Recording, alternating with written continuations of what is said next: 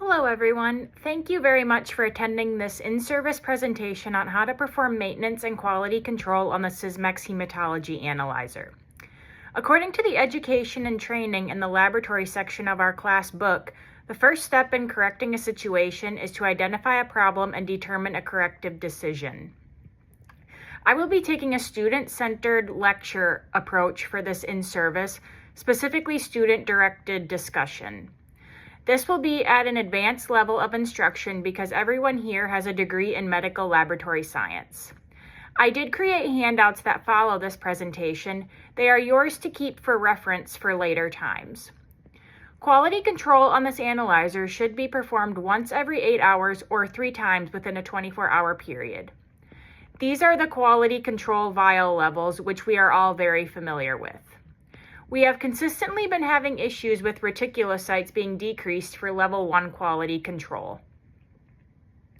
This is a photo from our hematology incident log concerning a recent quality control reticulocyte failure for level 1.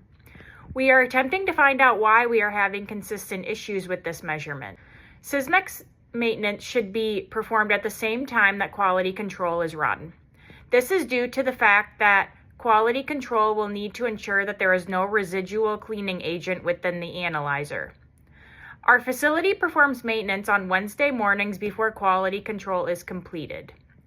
Maintenance involves the running of 2 vials of cell clean solution through the lines of the analyzer. This is a photo of the cell clean solution, which we are all very familiar with.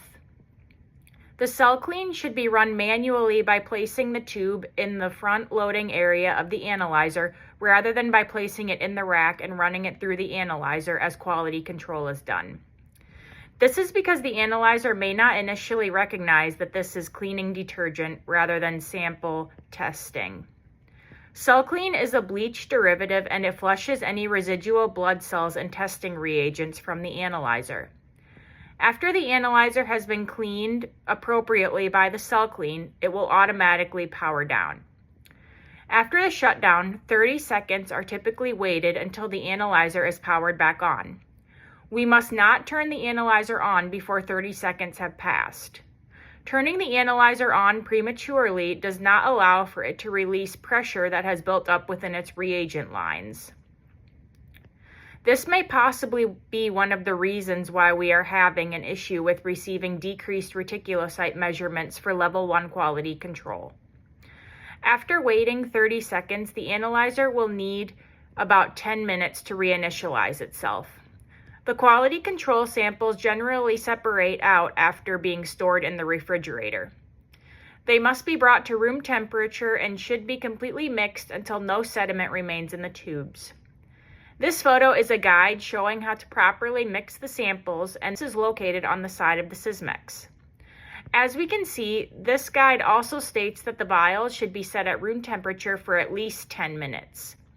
It seems that we are testing quality control before it has adequately warmed up.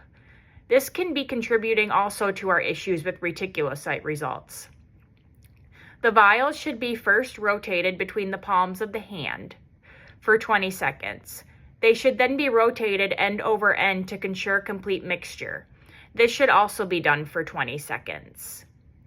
The mixing process is important for both blood quality control vials and for body fluid quality control levels. Body fluid quality control levels 1 and 2 should be run if a body fluid has been received or is expected to be received. This is a photo of the 2 body fluid controls. I know that everyone is aware of this, but ensure that it states BF on the control levels.